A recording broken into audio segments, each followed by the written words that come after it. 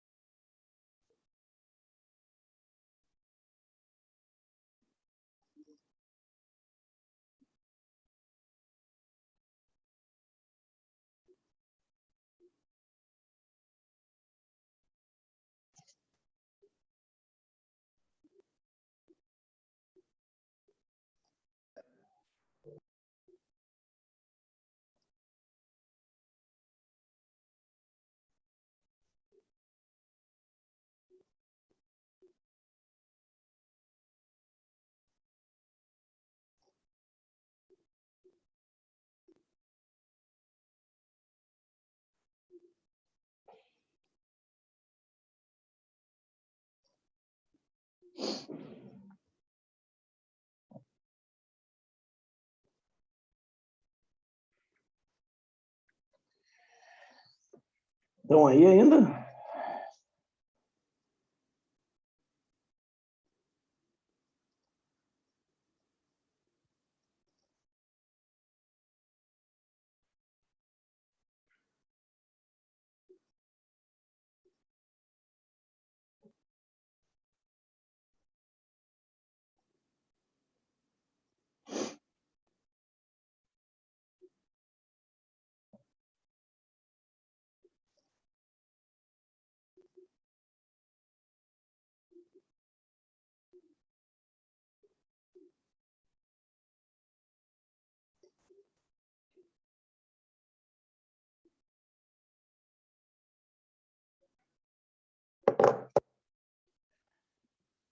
Fala comigo.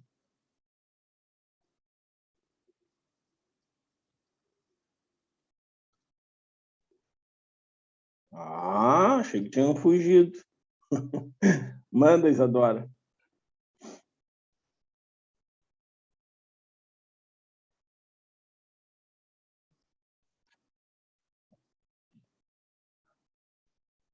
E aí, qual a resposta?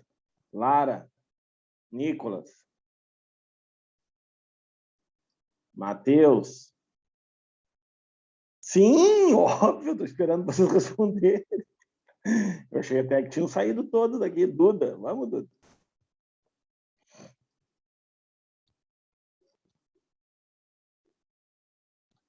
Vamos ver. Viu? Vamos lá. Uma ação do homem sobre o meio ambiente. Tá? Vamos ver. Olha aqui, ó. Consumo de carnes, ok? Em algum momento a gente falou que tem relação com isso, consumo de carne, ok? Em algum momento nós falamos que tem a ver com o consumo de carnes de animais silvestres? Não, tá? Então, não é essa aí. Letra B. Utilização de adubos químicos na agricultura que acelera o ciclo reprodutivo do barbeiro. Bom, ciclo reprodutivo do barbeiro, né? Em momento nenhum a gente falou que isso alteraria, tá? Que um adubo, veja bem, um adubo, né, que serve para estimular o crescimento de plantas, aceleraria isso, ok? Então, não é isso que altera o ciclo reprodutivo do barbeiro, tá? Então, não é. Letra C, ausência de saneamento básico, tá? Que favorece a proliferação de protozoários em região habitadas por humanos. Beleza. Vamos lá. Em que momento eu falei para vocês ontem, vou até voltar aqui, tá? Que momento que eu falei para vocês ontem que isso tem relação com saneamento básico? Olha aí. Existem outras formas de transmissão pela ingestão de alimentos contaminados com parasitas, mãe para filho, por transfusões, etc. Beleza, olha lá. Fezes dos insetos vetores, conhecido popularmente como barbeiros. Mas lembram o que realmente a gente conversou? Aqui embaixo, ó, última coisa que nós conversamos. Cuidados com a conservação de casas. Lembram? Casas de pau a pique, casas de madeira, casas de barro, aonde eles conseguem se esconder. Dei o exemplo, por exemplo, do açaí, né? Que no açaí é uma espécie de um cacho onde ficam os frutos e eles conseguem se esconder dentro daqueles cachos, onde é úmido. Contei a historinha por que barbeiro, né? Porque normalmente as pessoas ficam tapadas, né? Só ficam com o rosto de fora e ele acaba picando o rosto, e por isso então que se dava o nome de barbeiro. Então, qual é a relação que tem com saneamento básico? Nenhum, porque ele não é transmitido, veja bem, ele não é transmitido por fezes, nossas fezes, tá? O saneamento básico tem a ver com o nosso habitat, com o nosso estilo de vida, e não com o do inseto. O inseto vai se utilizar daquilo ou não, e ele não necessita de água para reprodução. Quem necessita de água para reprodução, que transmite algo, são sempre os mosquitos, tá? Então, também não é a letra C. Bom, poluição de rios e lagos com pesticidas que extermina predadores de lagos. Acabei de dizer, né? Para outros insetos, de repente, poderia até ser, mas para o barbeiro em si, não. Agora, vamos lá. O desmatamento que provoca a migração ou desaparecimento dos animais silvestres, dos quais o barbeiro se alimenta. Lembram, por exemplo, que eu falei que aqui na região de Bagé tem bastante? Até brinquei que em São José do Norte também, locais que tem o quê? Galpões, locais que tem, por exemplo, uma série de... vamos lá, agora, né? Nós estamos no inverno. Locais onde ficam armazenadas quantidades de madeira. Então, ali não só, né, podem se esconder os barbeiros, como, por exemplo, escorpiões. Na nossa região aqui é bem comum, tá? Tá. Olha aqui, ó. Então, na região ali de Bagé, inclusive, teve épocas que tinha que ter um controle bem grande, porque muitas pessoas acabavam desenvolvendo doença de Chagas. Não é comum na região sul, tá? Mas é comum no Brasil. Então, no momento que tu invade, veja bem, isso serve para todas as doenças, tá? Todas as doenças que têm vetores como insetos, tá?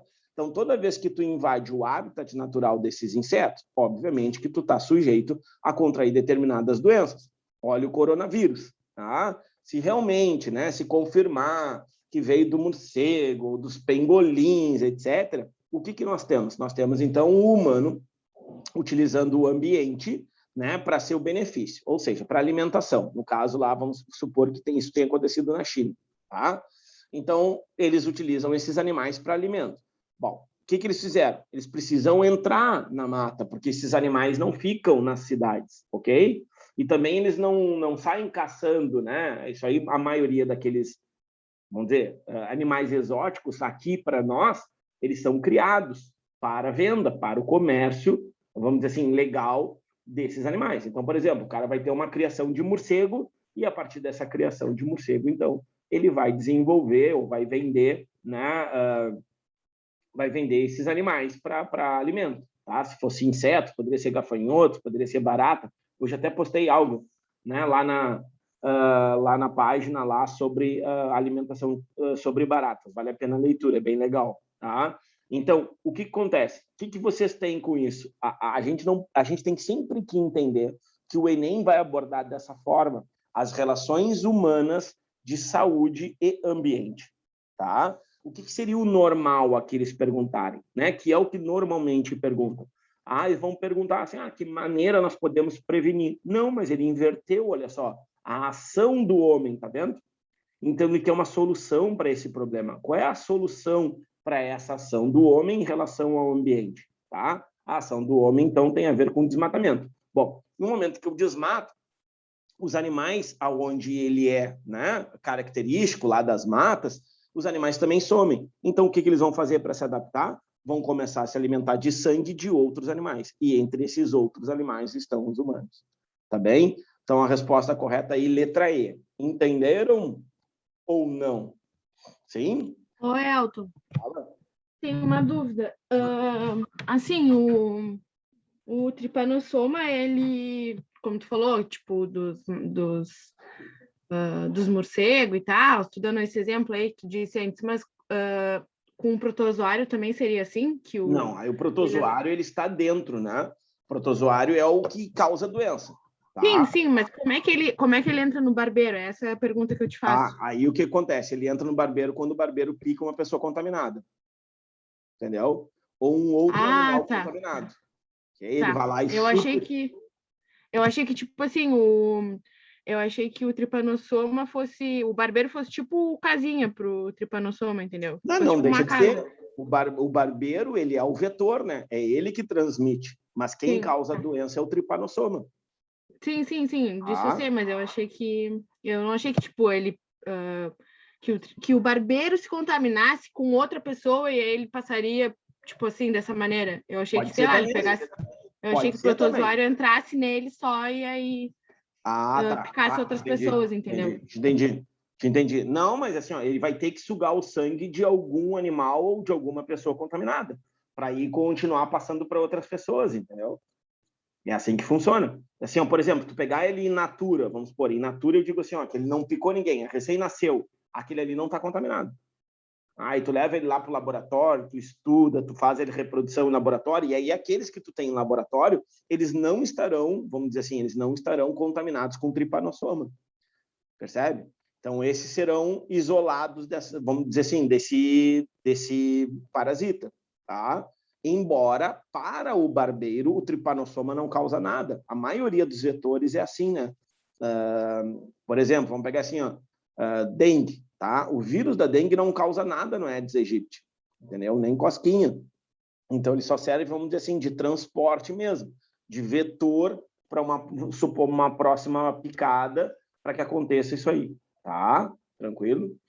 Então, beleza. Bom, adiante. A gente tem outra aqui, né? Tricomonias, que também é uma IST, né? Ou DST, como vocês quiserem, tá?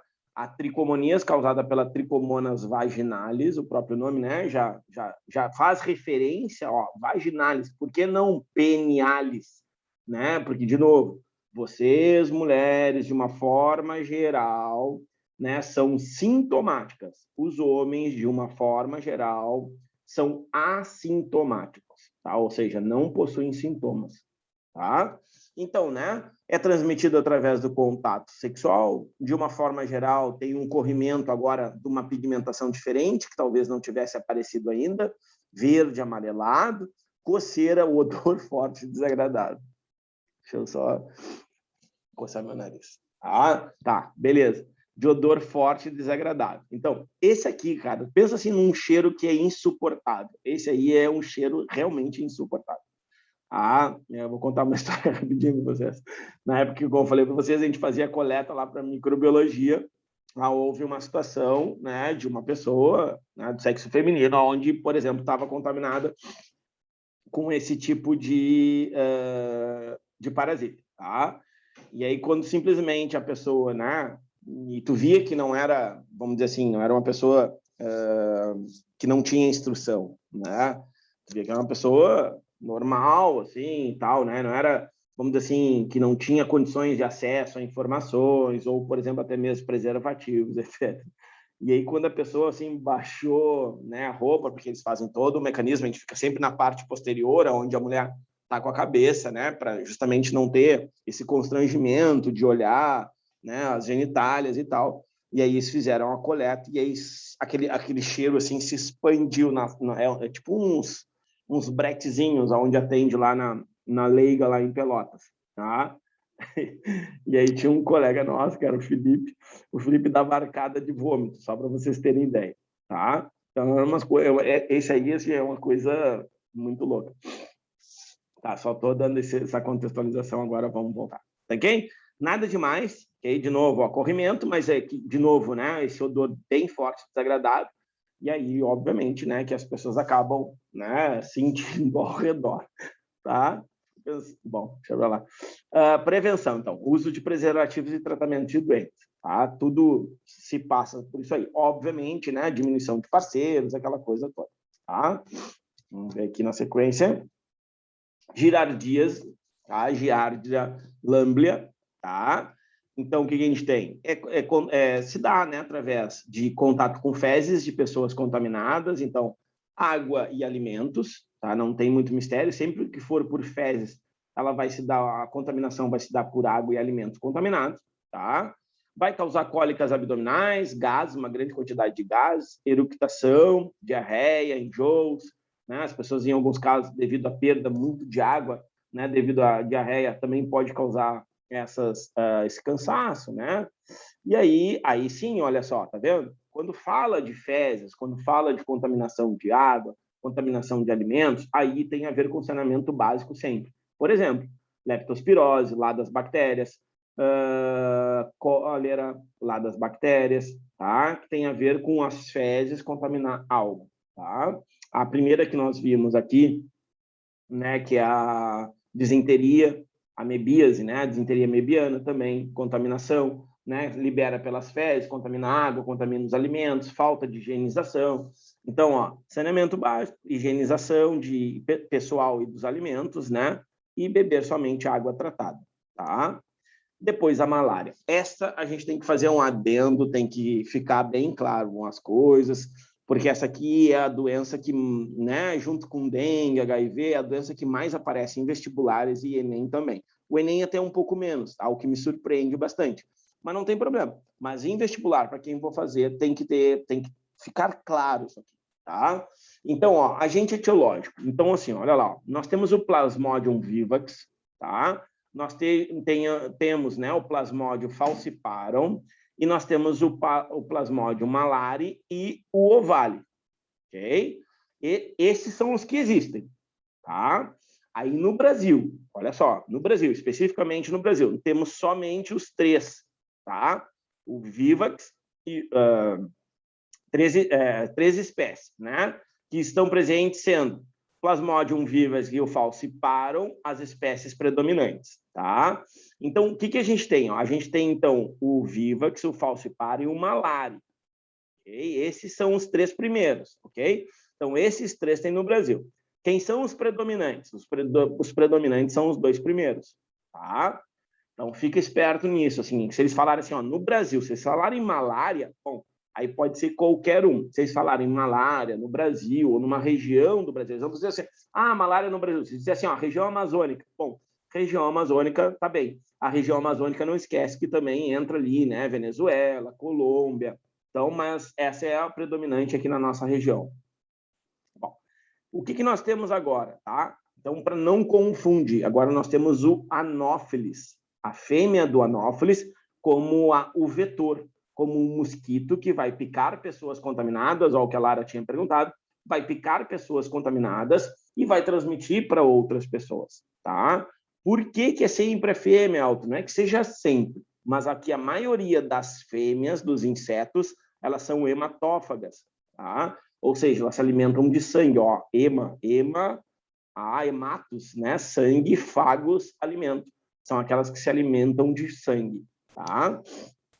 Então, isso é característico, assim, da maioria dos insetos, ok? Mas o barbeiro, tu não falou isso. Realmente, porque o barbeiro, independente seja macho ou fêmea, eles são hematófagos, tá? Ou seja, se alimentam de sangue. Bom, aí que começa a vir o interessante da malária, tá? Então, quadro clínico, febre, que a gente já conversou, a maioria das doenças vai trazer febre, associada ou não a calafrios, tremores, suores intensos, tá?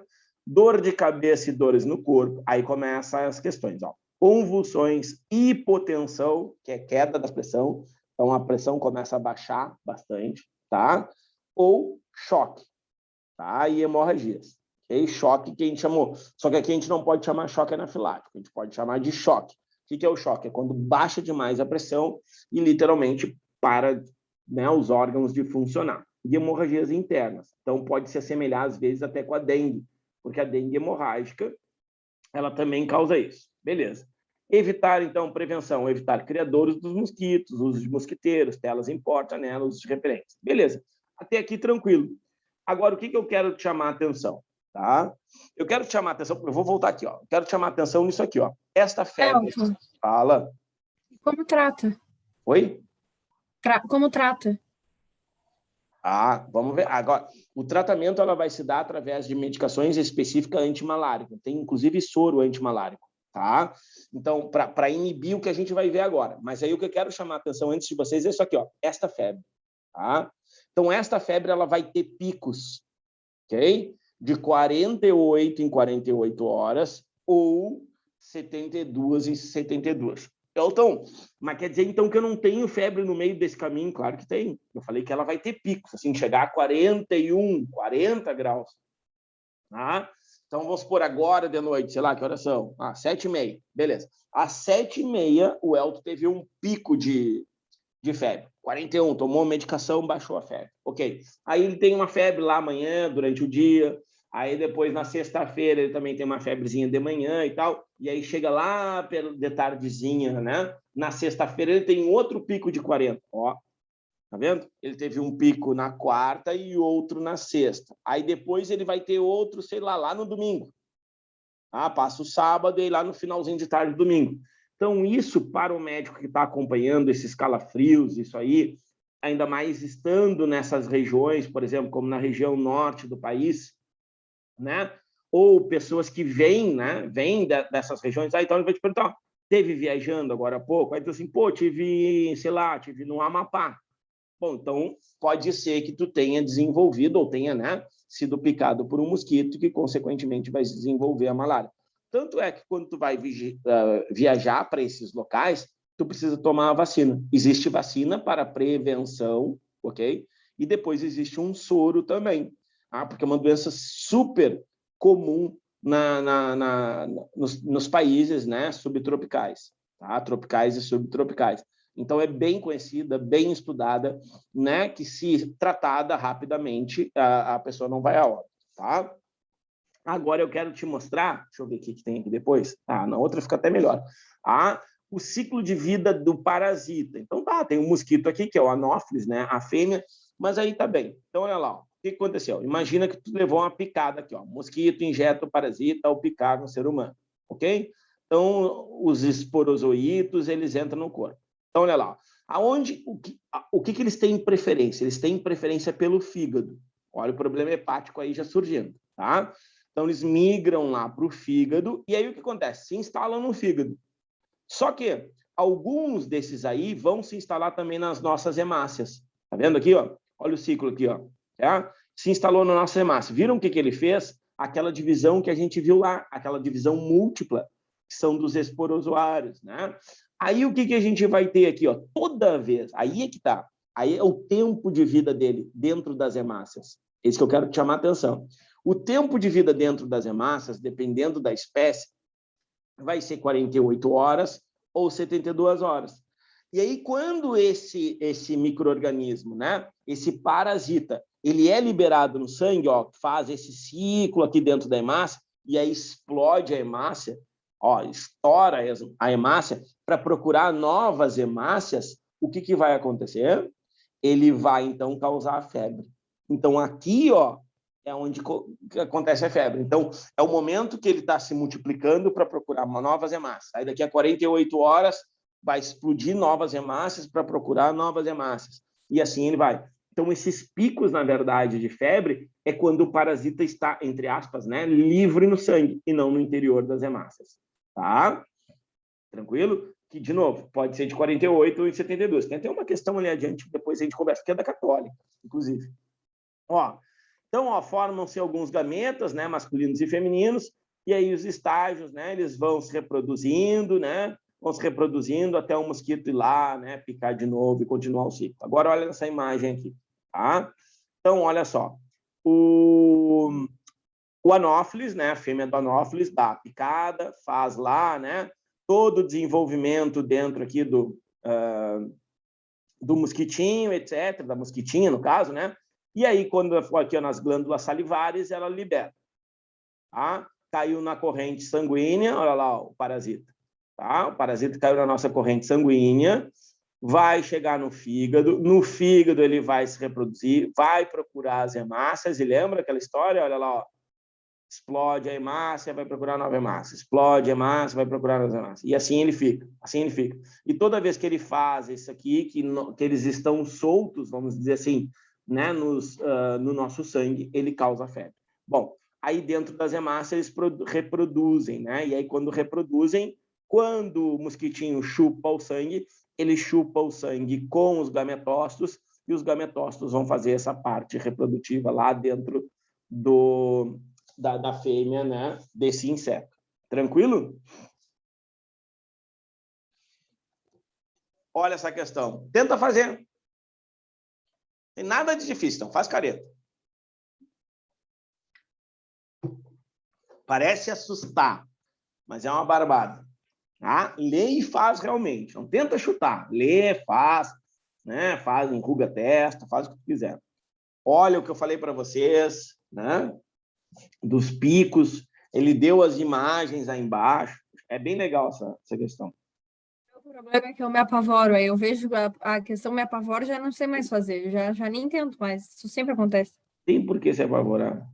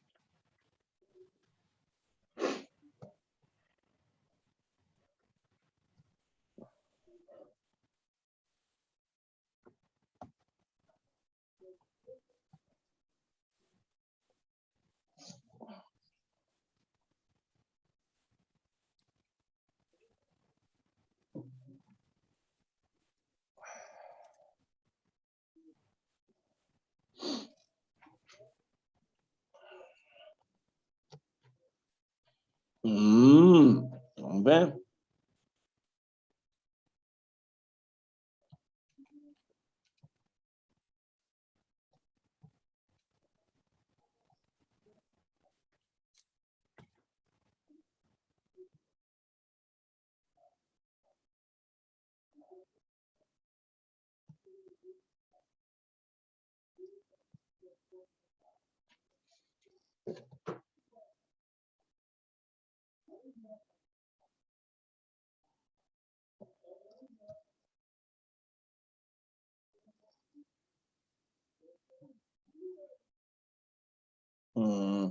D de Danoninho? Dá uma olhada. Elton. Fala. Eu acho que é B, mas eu não tenho certeza. Mas aquele ali na 1, quando as hemácias se rompem, eu fiquei pensando ali no primeiro dia. Primeiro dia, eu não sei se a hemácia rompe no primeiro dia, ela só não entra no sistema, tipo no sangue. Eu fiquei pensando nisso. Eu acho que é B, mas eu não tenho certeza.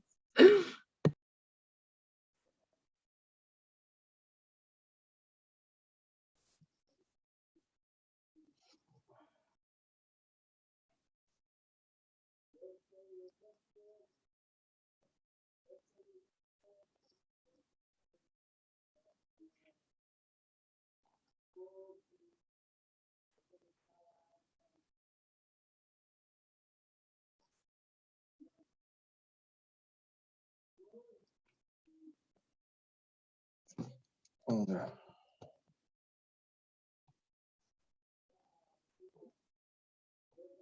Mas é isso. É o que eu te falei. Relê ali que tu vai ver que...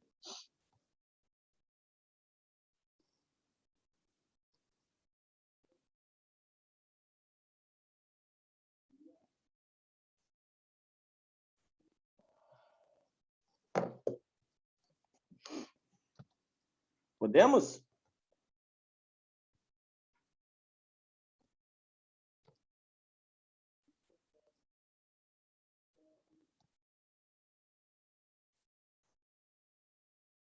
Tá. Mas aí eu te pergunto, ok? Se a 1 não fosse correta, ok? Se a 1 não fosse correta, tu consegue mesmo assim, por exclusão, tu consegue acertar.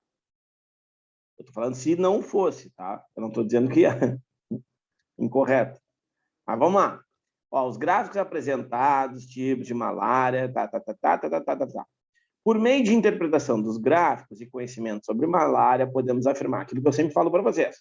Por meio da interpretação, tá? E conhecimentos, ok? Então, não é... Tu não tem que levar em consideração só o que está no gráfico, ok? Então, beleza, ó.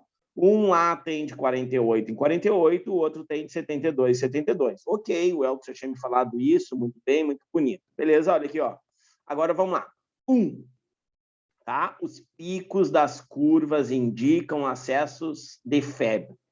Aí tu vai lá e olha, pô, realmente é febre, 40, até mais 40. Quando as hemácias se rompem. Ok? Alguma dúvida? Alguma dúvida? Isso não ficou claro para vocês, que eu falei para vocês, ó, toda vez que tem rompimento de hemácia, tem acesso febril, tem aumento da febre, tem aumento da temperatura corporal. Ok? Ponto final. Então tem que ter um. Entendeu, Isadora? Ó, tem que ter um. Então, o que eu descarto? A C e a D. Já de cara, eu já arrisco, eu nem penso mais. Elas até podem estar certas, porque olha aqui, ó, olha a letra E. Tá? Todas estão corretas, mas essas duas aqui eu tenho certeza que não podem ser. E ponto final. Tá? Beleza. Eu vou para 2, ok? Olha só a 2. Eu preciso ler a 2? Pensa um pouquinho. Eu sei que a 1 tá certo, porque o Elton me falou um dia. Não interessa que dia foi.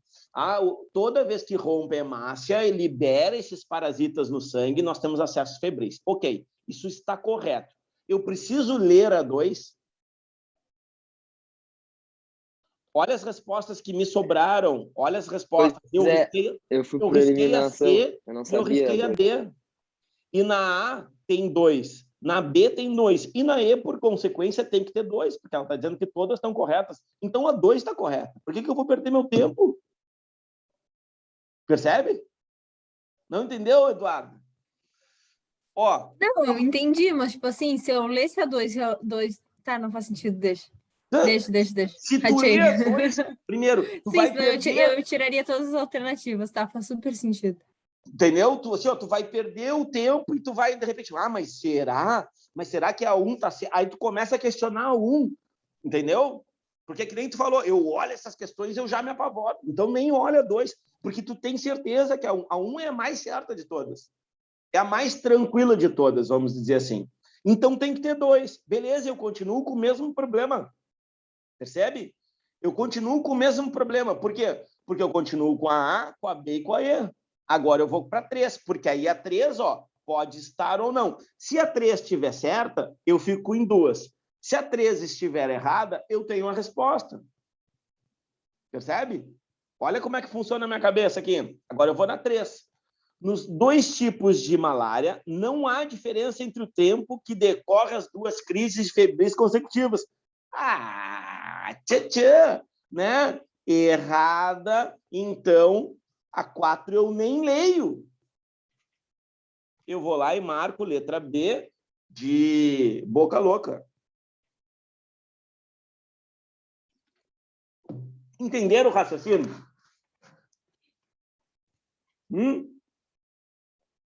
Então, o que eu tenho para dizer para vocês? Estão vendo que a abordagem é diferente? Percebem isso? Enem e vestibular, eles são diferentes. Bem diferentes. E quando tu for fazer algum vestibular, tu tem que jogar com as questões. Literalmente, tu precisa jogar com as questões. Porque tu sabe, de repente, 2, olha só, tu precisava saber só a metade dessa questão.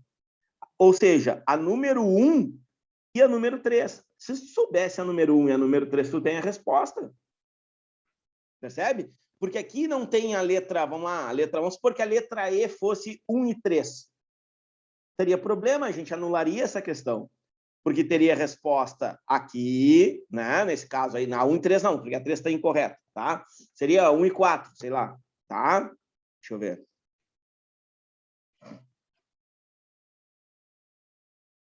Não. Aí é outros motivos.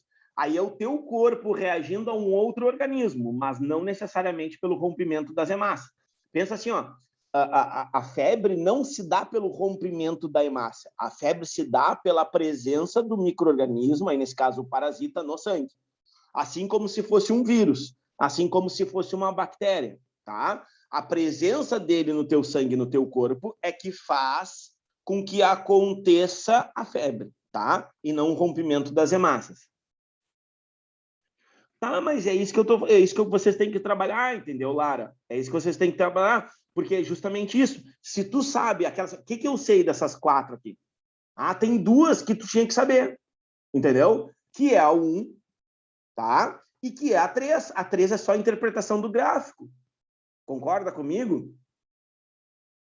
Isso aí. Tá? Então, olha só. Mas tá bem, tu pode ler todas. É isso que eu estou dizendo, não tem problema, tu pode ler todas as questões. Isso não, é o que eu digo, até deves ler, mas vamos lá, eu só quis encurtar o caminho para vocês. Assim, ó, eu leio a primeira, os picos das curvas indicam excesso de febre, aí eu venho cá e olho e interpreto o gráfico, realmente, e aí ele vem com aquele teu conhecimento que tu precisava trazer. Quando as hemácias se rompem, eu vou lá e olho. Sim, mas aqui não mostra, mas eu sei que é.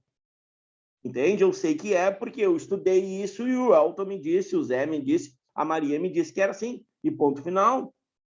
Tá? Aí vamos lá, na 2.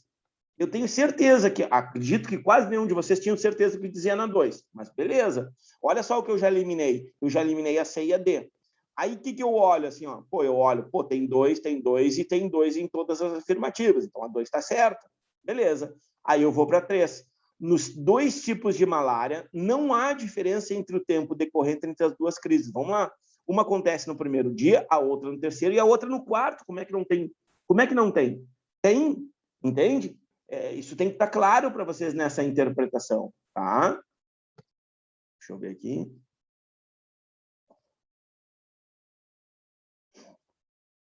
Isso, é isso aí.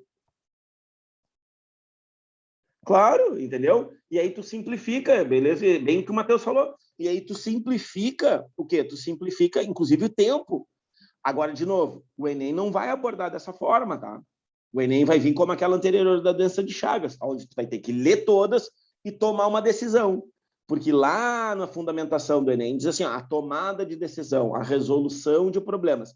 Então, naquele contexto da doença de Chagas, os caras queriam que tu te posicionasse e resolvesse aquela problemática ali. Como é que nós humanos estamos fazendo que se prolifere, né, o barbeiro? Beleza. Aí tu vai arrumar uma resposta para aquilo. entende? Aqui não, em vestibulares de uma forma geral não, tá? Porque aí, muitas vezes, com exceção da URGS, tá? A maioria deles, tu sabendo duas, não, vamos lá, que tem, essa aqui tem 4, sabendo duas, tu já consegue achar a resposta, tá?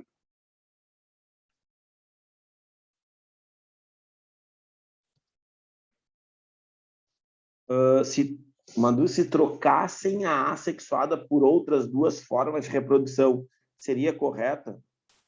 Deixa eu ver aqui. O problema é que assim, ó, a forma sexuada acontece dentro do mosquito. Olha aqui, ó. Olha aqui, ó. A forma sexuada acontece no mosquito. A forma assexuada acontece no nosso corpo. Tá? Isso tem que ficar claro, ó. Ok? A sexuada no mosquito. A assexuada no nosso corpo. Neste caso aqui, não. Nesse caso é aquela divisão múltipla, porque de um forma vários.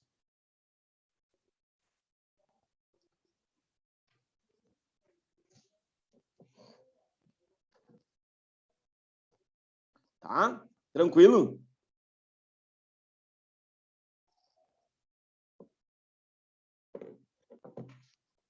Tranquilo? Vamos lá, então. Toxoplasmose, outra doença importante, que, por exemplo, pensando em termos de Enem, já pode aparecer, tá? E aí, com o caso aquele de Santa Maria, que teve lá um surto na cidade de Santa Maria, que custaram a descobrir por que era, etc, etc. Tá? Então, ó, aqui nós temos o agente etiológico, Toxoplasma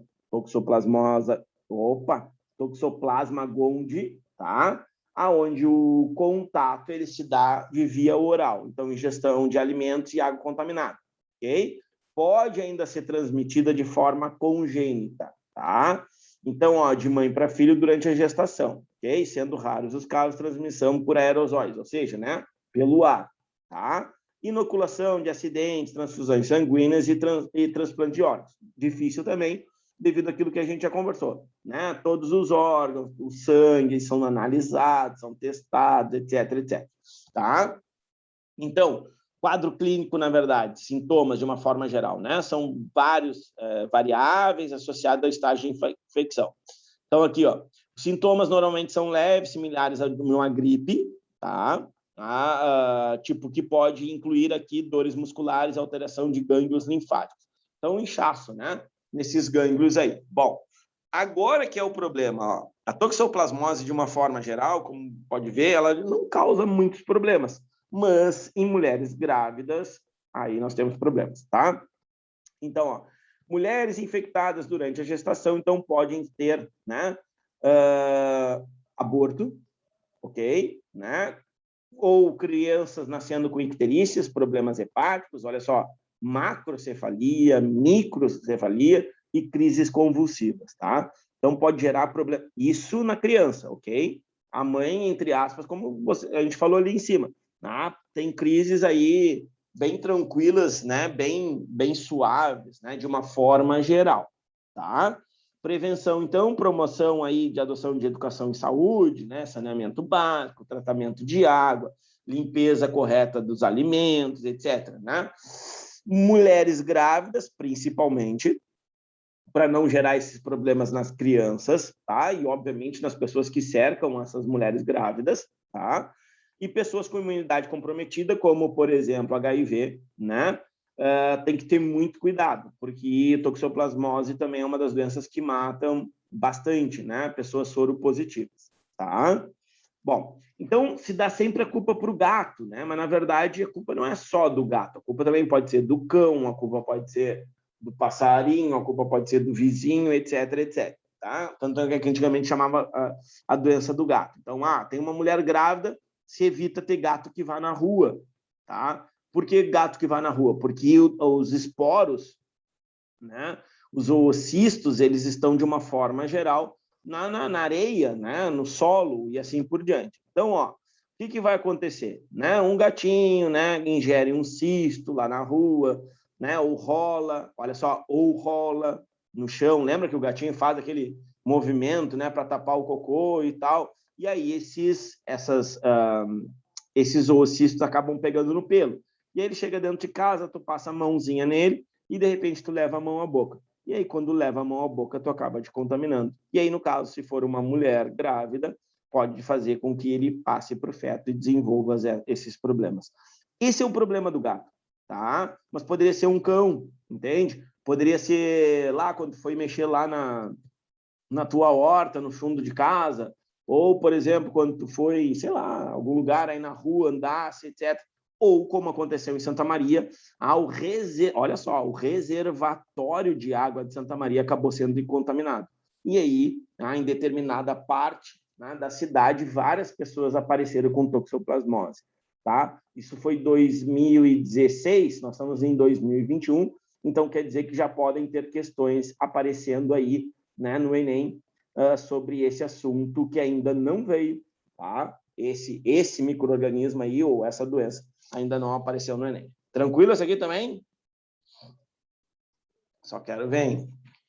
Leishmaniose, Leishmania brasiliensis, tá? Essa apareceu já no Enem, foi a última doença de protozoários que apareceu, tá? Então, o que acontece, né? Nós temos aí, normalmente, né, um cachorro com leishmania, né, que parece sarna, às vezes também chamada de úlcera de Bauru, tá? E aí o mosquitinho vai lá e pica esse cachorrinho, ok? Então, o cachorrinho doente é picado, tá?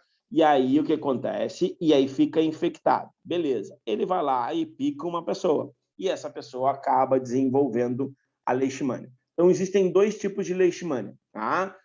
Ou de leishmaniose, ok? A leishmaniose visceral, que é grave, gravíssima, porque o que acontece? Ela vai atacar os órgãos internos, então, né, pode causar uma série de problemas, ou ela ficar somente, não, mas ficar, né, atacar somente a pele, tá? E aí cria, né, várias ulcerações, por isso que também ela é chamada de úlcera de Bauru, tá? Olha o nome, tá? Leishmania brasiliensis, esse é o nome científico, tá? Então, de novo, visceral, mais grave, porque ataca os órgãos internos e aí pode causar lesões irreversíveis. Lesões, né, que pode comprometer, inclusive, a vida da pessoa. Ou a leishmania tegumentária, onde a pessoa também está contaminada, né, mas tem lesões na pele com ulcerações, tá? Então, aqui o ciclo de vida, olha aqui, ó, ok? Então, nós temos aqui, tem vários esses nomezinhos aqui, etc, mas sempre para mostrar que vai ter um outro mamífero envolvido, tá? Que vai participar desse ciclo contaminado, ok? Aonde ele vai fazer seu ciclo, onde vai ter a picada. Olha o nome do carinha aqui que faz, ó. Flebotomínio, ok? Então, que é o nome, a fêmea, para variar, porque ela se alimenta de sangue, etc, aquela história toda, tá? Tranquilo? Vamos lá.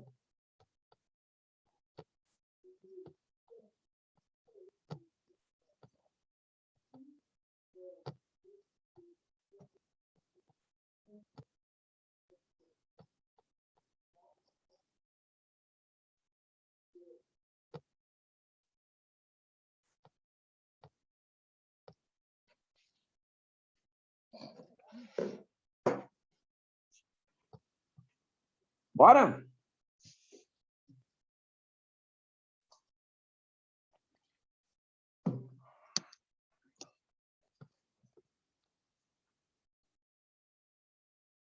Então, aí, ó, reino fúngico, vamos lá, características gerais, tá?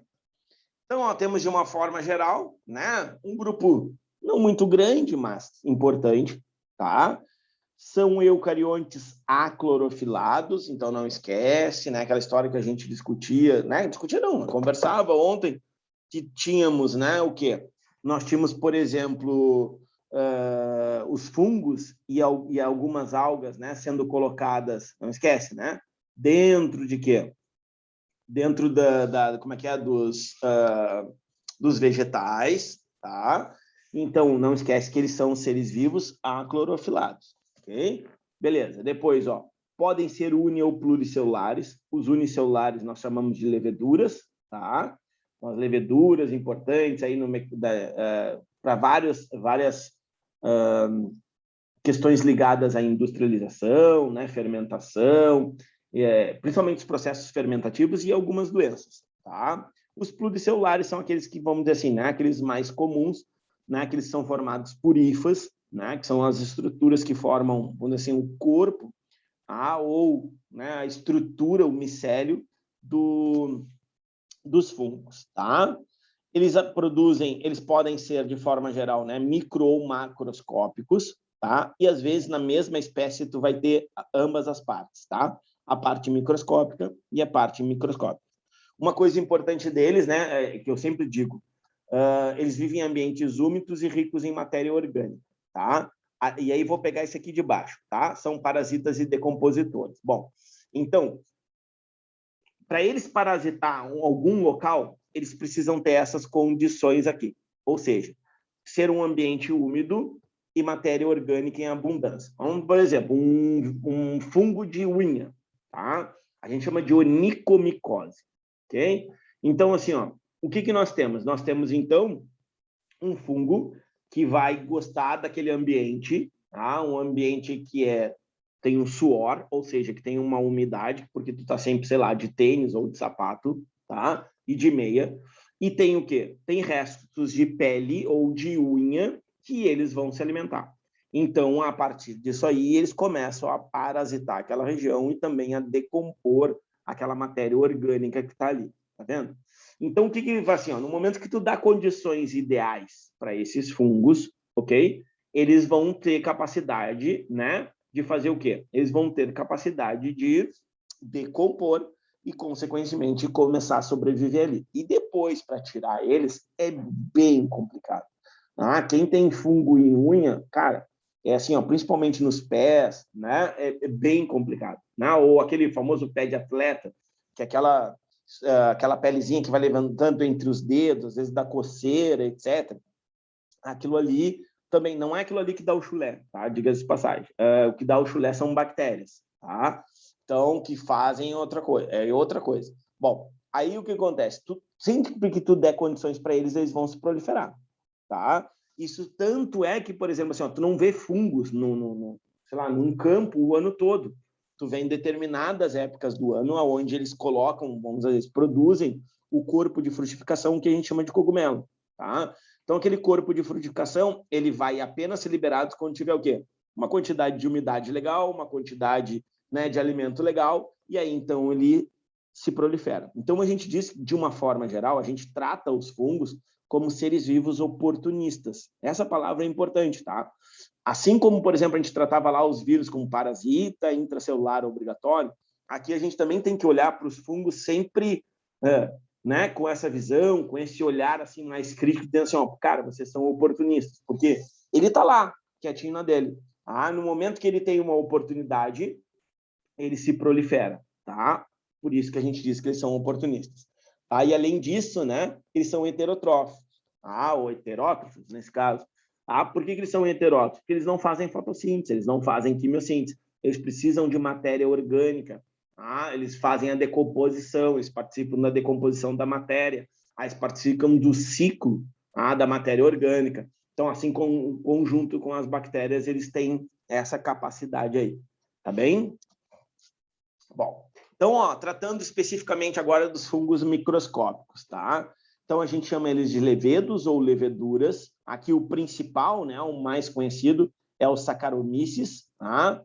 Cerevisiae, né, aquele que faz a fermentação do levedo da cerveja, que por consequência vai produzir o álcool etílico, tá? E esse álcool etílico é importante, né, para a produção principalmente de bebidas alcoólicas, assim como de outras coisinhas. Por exemplo, né, o fermento de pão.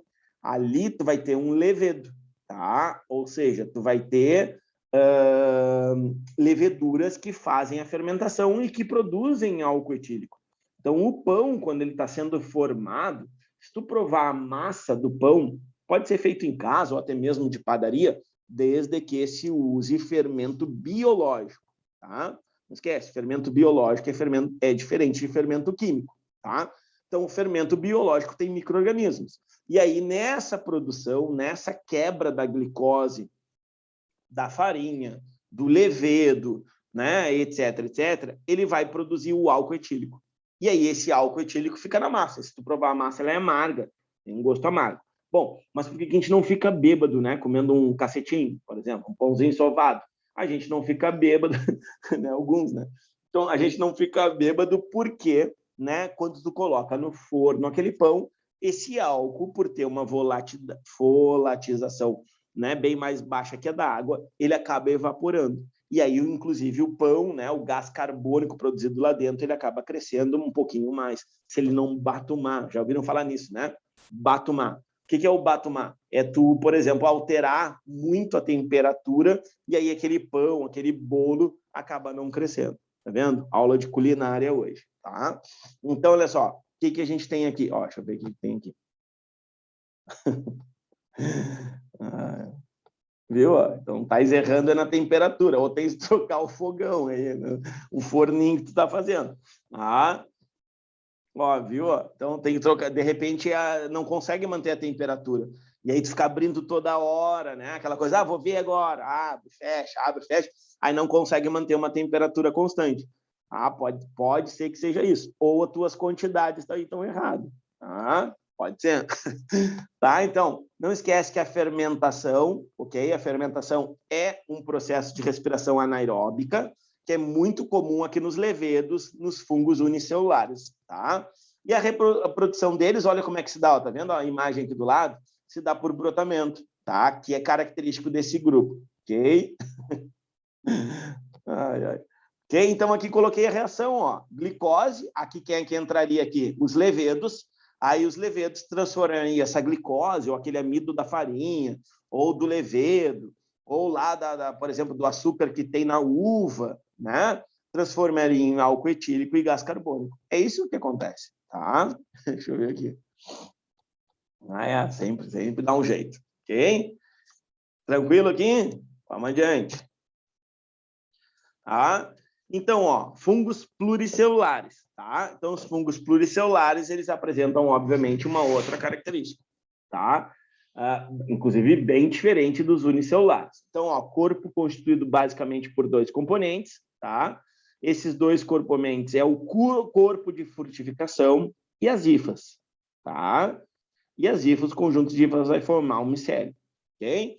Então, de novo, os 2 constituintes principais, ou os 2 componentes principais de um fungo pluricelular, tá? É o corpo de frutificação, ok? Essa estrutura que a gente enxerga, tá? E as hifas. E o conjunto de hifas forma o micélio, tá? Bom, aí tem os nomes, né? Vai produzir esporos, né? Aqui vai ter a pile ou pílio, né? Que a gente chama de chapéu do cogumelo, etc, etc. A reprodução, ela se dá por esporos, não esquece, e aí esses esporos são facilmente liberados pelo ar, tá? Não é a todo momento que eles liberam esporos, por isso tem que esperar a maturação, né? A liberação desses esporos, tá? A liberação aí no ar, porque enquanto ele não tiver maduro, pode ver que ele vai, e tem alguns pontos que ele chega a levantar, chega a fazer assim para fora, né? Que é para facilitar o vento. Em alguns casos, insetos também fazem isso, né? Para liberar esses esporos, e esses esporos caiam em algum lugar, e a partir daí criem novas hifas para criar um novo corpo de frutificação. Tá vendo a nomenclatura? Olha só, corpo de frutificação, tá? Por que eles têm esses resquícios, né, dessas nomenclaturas? Embora ele não produza nenhum fruto, né? Ele tem esse resquício por causa da época ainda, vamos dizer assim, que ele era colocado dentro do reino fúngico, tá? Eles eram tratados como um grupo especial dentro do reino plant, né, no reino vegetal, tá? Então eles vão ter esses resquícios ainda, né, dessas nomenclaturas próximas dos vegetais. Tá? Elton, volta ali, por favor. Sabe o que eu achei que fosse as hifas? Eu achei que fosse esses tracinhos embaixo do cogumelo. Eu achei que isso fosse a hifa. São chamadas de lamelas, tá? São chamadas de lamelas. Inclusive, Lara, só para tu ter ideia, assim, ó, eu trabalhei com fungo, né? Então, quando tu quer saber, por exemplo, assim, ó, que grupo é, tá? Existe uma maneira de tu tratar isso. Tu pega, tu corta bem rente aqui vamos dizer assim, a gente chama de talo, tá? A gente corta bem rente esse talo, sem sacudir muito, e aí tu põe em cima de uma folha de papel branco e deixa 5 dias, 4 dias. E ele vai começar a liberar os esporos. E conforme o posicionamento das lamelas e a liberação dos esporos, fica marcado no papel branco, tipo uma folha como é que se fala? Uma folha de ofício, tá? E aí fica marcado. E a partir daquilo ali, tu consegue identificar que grupo ele é, entendeu? Se ele está dentro de um grupo lá, sei lá, se ele é um Agaricus, se ele é, por exemplo, um Shimenji, se ele é um Irataki, se ele é um Shiitake e assim por diante, tá? Claro que isso tem que ter uma chave de identificação, né? Tem todo um processo ali. Assim, tu olha assim, isso aqui é tal coisa. Também não é assim, tá? Vamos ver aqui. Não é. Fungos é legal, só é complicado de trabalhar com eles, porque eles são chatinhos, tá? E aí, então, a gente tem o quê? Né? Os fungos pluricelulares, né? Então, ainda dentro dos fungos pluricelulares, o que eles começam a formar? O micélio. Deixa eu ver. É bom. É bom. Manteiga, então, Bom, vamos aqui, foca no assunto. Então, micélio, ok? Então, o micélio, ele mantém vivo o fungo. Então, por exemplo, assim, o fungo pode perder o corpo de frutificação. Então, assim, tu vai lá e arranca. Arranquei, tinha uns fungos ali e tal. Não queria. Sério que era venenoso. Sério que era não sei o quê. E tu vai lá e arranca o fungo. Beleza. Tu arrancou o fungo. Na verdade, tu não arrancou o fungo. Na verdade, tu arrancou o corpo de frutificação. Porque lá embaixo, no solo, ele tem o quê? Olha lá, as hifas espalhadas que formam um micélio vegetativo. Esse micélio, às vezes, pessoal, pode ter quilômetros, eu não estou brincando. Ele pode ter quilômetros, ok?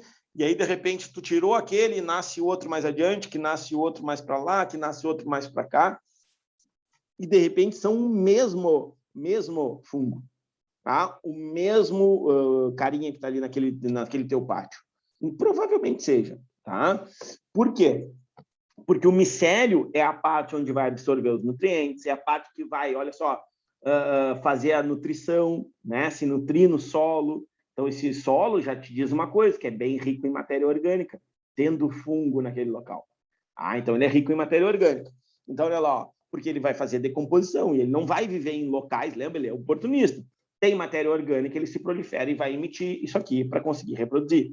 Então, o corpo, olha só, o corpo de frutificação, ele serve para reprodução, porque é ali que está contido o quê? É ali que contém os esporos que vão, né, ser liberados para que ele aconteça a reprodução. Então, a atividade decompositora é das hifas, tá? Não é do chapéuzinho que a gente fala, né, ou do cogumelo que a gente enxerga, tá? E aí, essas hifas, de novo, hifas, o conjunto de hifas forma o que a gente chama de micélio, tá? Então, nada mais é do que como se fosse assim, vamos traçar esse paralelo, embora não seja correto, tá? A hifa é a célula do fungo, tá? E o micélio seria o tecido do fungo, ok? Para fazer assim, para a gente tentar enxergar, ficar mais claro, tá? A hifa seria a célula e o micélio seria o tecido, ok? Isso não é correto, tá? Mas não deixa de, para a gente conseguir entender, fazer essa analogia, tá? Então, as hifas são importantes justamente por isso. E aí tem alguns tipos que vai aparecer agora na sequência. Então, e as células com parede celular, e aí quando eu falo células, eu estou me referindo a quem? As hifas. Todas as hifas têm parede celular, tá? E essa parede celular é de quitina, que é um polissacarídeo, que é a mesma quitina, é o mesmo polissacarídeo que faz o exoesqueleto dos insetos, lembram? Aquela que a gente mata lá, daquele estralinho, é a mesma coisa aqui, tá? São feitas, então, disso aí, ok? Então, olha aqui, reprodução dos fungos, tá? Então, coloquei aqui 2 tipos de ciclo aqui, principalmente porque os fungos unicelulares nós vimos, né? Então, a gente vai ter os fungos unicelulares tendo a reprodução por brotamento. Então, a gente assim, se perguntar de uma forma geral, os fungos, aí você diz, os fungos pluricelulares ou multicelulares, aí tu sabe que aí vai ter uma reprodução dessa forma aqui, tá? Então, tem um cogumelo, onde eles podem começar a fazer o quê? Né? Fusão de núcleos, olha só, tá? Então, isso é uma forma, ok? Então, vai acontecer uma meiose, essa meiose, olha aqui, vai acontecer o quê? Vai acontecer a liberação dessas estruturas no ambiente, essas estruturas... isso tudo a gente está falando aonde? No chão, ok? Aí, isso tudo está acontecendo onde a Lara achou que eram os esporos, onde são as lamelas, tá? Aí, olha lá, liberou os basidiósporos, ou seja, liberou os esporos. Isso está dentro dos esporos. É que tem nomes técnicos aqui, tá? E aí, quando eles caem nos solos, eles passam a germinar e formar novas hifas. E essas hifas, olha aqui, ó, acabam se fundindo, tá? Para quê? Para formar um ser diploide. Olha o tchan, tá? Elton, então tu está me dizendo que esses esporos aqui, eles são haploides, podem ser haploides. Tanto é que eles se fundem, para formar uma nova estrutura, um novo corpo de frutificação, tá?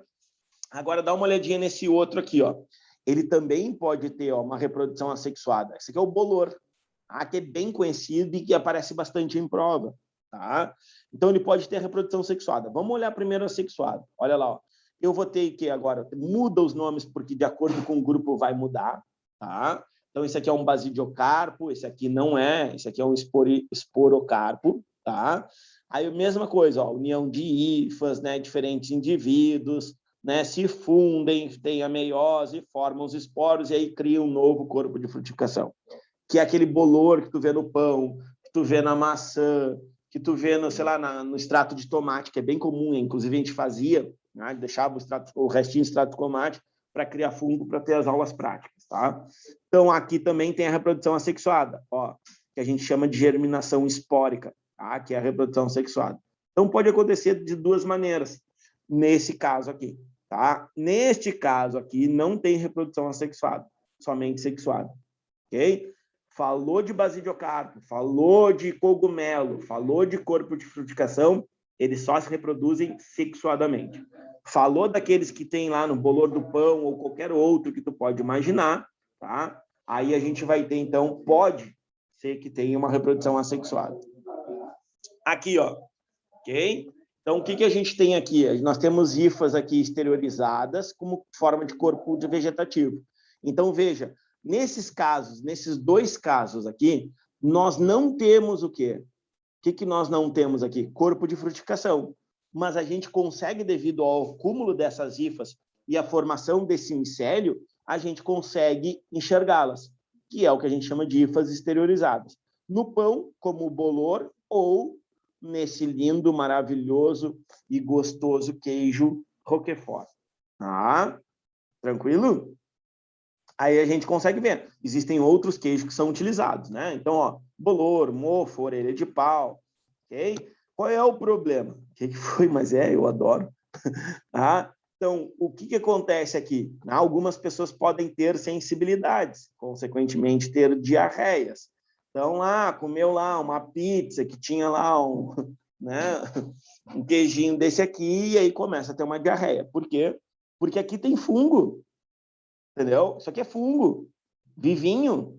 Ele está ali, sobrevivendo, bonito, faceiro. Então, deixa eu ver o que tem aqui.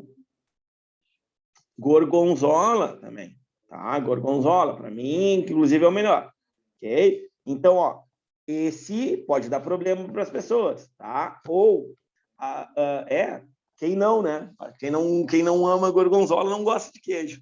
O problema é depois aguentar depois, né? O que vem depois. Agora, olha aqui, as pessoas às vezes perguntam, tu tinha um cantinho aqui, vamos supor que só isso aqui, tem só esse pedacinho aqui, tá? Vamos supor que não tivesse essa parte aqui, tá? Do pãozinho. Aí, eu tirei aquele pedaço lá e comi o sanduíche, que eu tava louco de fome.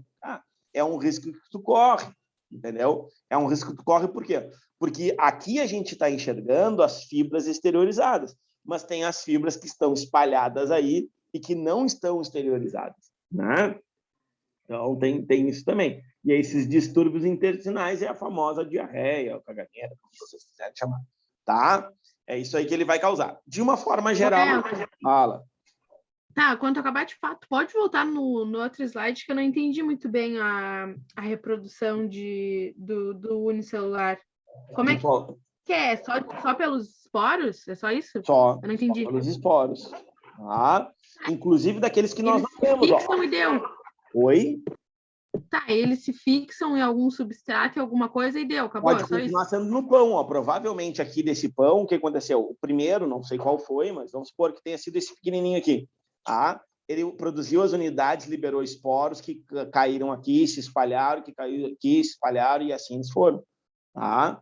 Não tem como ser diferente, tem que ser por esporos, ok? É que quando a gente olha, assim, ó, quando tu olhar um pão, ou tu olhar um mofo, ok? Só, claro, não vai botar o nariz perto, inalar, porque pode, né, te dar alergia, alguma coisa ali, próxima a isso, tá? Mas tu olhar bem de pertinho, ok? Tu vai enxergar essas estruturas bem fininhas. Sabe o que eles parecem, às vezes, até com briófitas? Quando a gente olha as briófitas bem de perto, assim, a gente consegue enxergar o esporófito, o gametófito.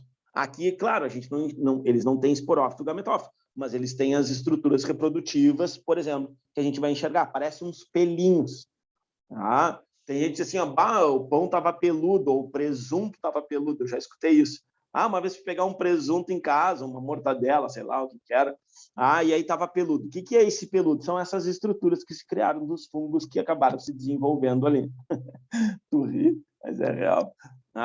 Mas aí o que a gente escuta, entendeu? Aí, de novo, é aquela coisa que a gente trata no popular, no nosso cotidiano, né? No dia a dia. Aí tu chega no cursinho, a gente recebe lá, sei lá, 200 alunos, 100 e poucos alunos, e aí tu tem, por exemplo, essas assim, uma vez me disseram que o pão estava... O pão não... O presunto estava peludo.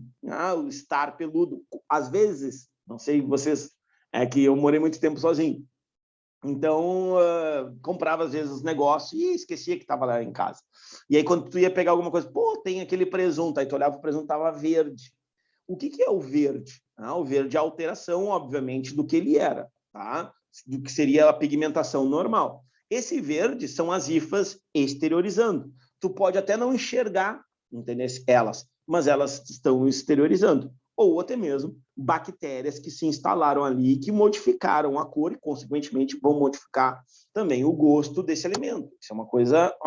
Isso aí, o presunto, ultimamente, assim, não sei vocês, não sei onde é que vocês compram também, presunto, mortadela, aqueles peitos de peru. Cara, assim, tu passa assim, hoje não dura uma semana no refrigerador, entendeu? Não dura uma semana, por quê? Pode ser por mau armazenamento ou por, né, sei lá o quê. Mas fica que nem vocês falaram, fica grudento, fica gosmento. O que é aquilo ali? Já são secreções sendo produzidas por micro-organismos.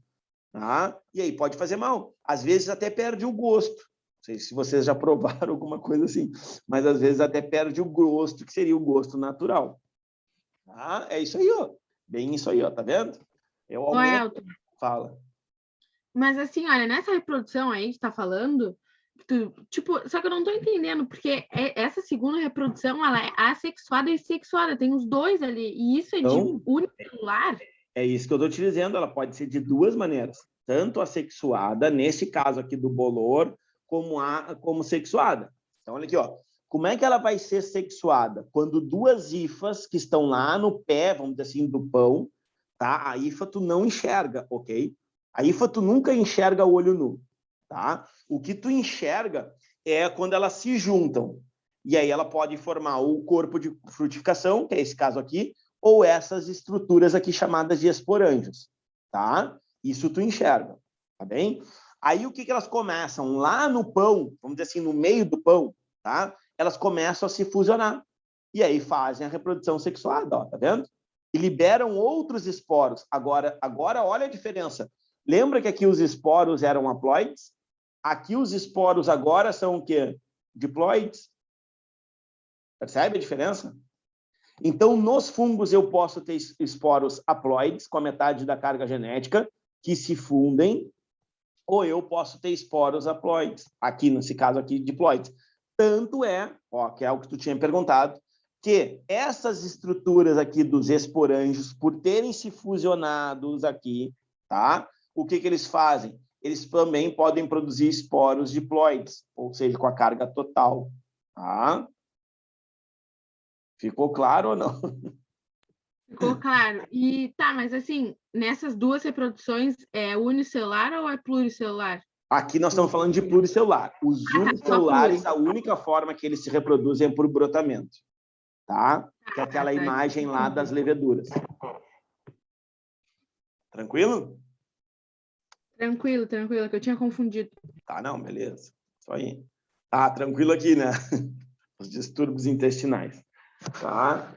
Então, só para vocês terem ideia, eu tô em isolamento por 10 dias. Eu falei para vocês que eu ia ontem no postinho, aí cheguei lá com um distúrbio intestinal e aí me deram 10 dias em casa, porque poderia ser Covid. Aí fiz o teste ontem lá, mas não vai dar nada, obviamente. Tá?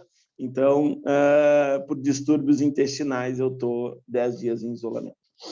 Ok? Bom, seguimos. Olha aqui, ó, nutrição dos fungos, tá? Isso aqui é bem legal e bem interessante. E é uma coisa assim, ó, quando tu estuda assim, cada vez tu, assim, ó, é muito legal. Né? É isso que eu tenho que dizer para vocês. Fungos, né? Então, olha só, temos a hifa, temos os micélios aqui, temos o corpo de frutificação, tá bem? Então, imagina que o micélio, né, ele vai ter a hifa, e essa hifa, olha só, tá? Olha o que está escrito aqui, ó, apresentam nutrição heterotrófica por absorção, tá? E digestão extracorpórea. Então, a digestão é fora do corpo dos fungos. Isso é muito interessante e isso em vestibular derruba muita gente.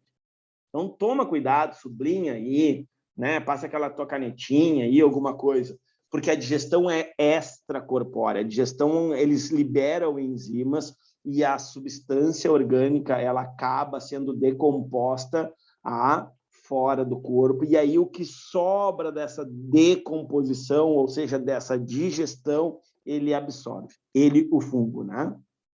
É isso que eles fazem, entende? É como se a gente colocasse assim, ó, o alimento está aqui em cima da mesa e eu babasse em cima, tá? Eu babasse, liberasse saliva em cima, ok? E a saliva fizesse o quê? Quebrasse aquelas moléculas e aí depois eu absorvesse pelo meu corpo. É isso que eles fazem, tá? Vamos lá, os aracnídeos, né? As aranhas fazem isso. Então, também é uma... Daí entra os negócios das cadeias, né? Ah, sim, porque aí entra a questão da decomposição. Sim, um animal morto, isso aí que a gente conversou ontem naquela questão. Um animal morto, né? Vai sofrer essa digestão e eles vão fazendo essa liberação, né, de enzimas para, né, auxiliar na decomposição daquele corpo cadavérico, tá? Então vamos só dar uma olhadinha aqui, ó. Então, ó, tem matéria orgânica no solo, tá? Matéria orgânica complexa, tá? Então os fungos acabam liberando as enzimas. As enzimas fazem a quebra dessas substâncias complexas em substâncias simples e aí quando elas são simples, ele pode absorver. É isso que acontece no solo. Tem um fungo parecido com a orelha, aquela orelha de pau, aquele laranjinho que fica lá bonitinho. Só que ele é molengão. Ele está num grupo chamado de apicomplexa. Então, dentro dos fungos, tem um grupo chamado de apicomplexa. Porque eles, vamos dizer assim, eles são meio estranhos, tá? Eles não funcionam bem como fungo, alguns acham que eles são algas. Bom, mas beleza. Então, não faz essas caras, Eduardo, mas é legal. Aí tu, ó, vamos babar para falar deles. Aí o que acontece? Que tu vai estudar, aí tu vê que eles estão sempre em madeira também, sempre em galhos, né? Galhos mortos, etc. Tá? Eles são normalmente roxinhos e são molengões, assim, tu aperta eles são molengos, tá? Como se fosse, sei lá, aquelas gelecas, sabe aquelas gelecas que tu brinca? Que tu faz aqueles negócios e tal. Parece aquelas gelecas, quando tu pega eles. Só que aí o que acontece? A gente sempre analisa o quê? Quando tu vai extrair, né, um fungo de, sei lá, de uma árvore ou do solo, tu pega o que está ao redor dele. E toda vez que a gente toca ao redor dele, está extremamente úmido, né?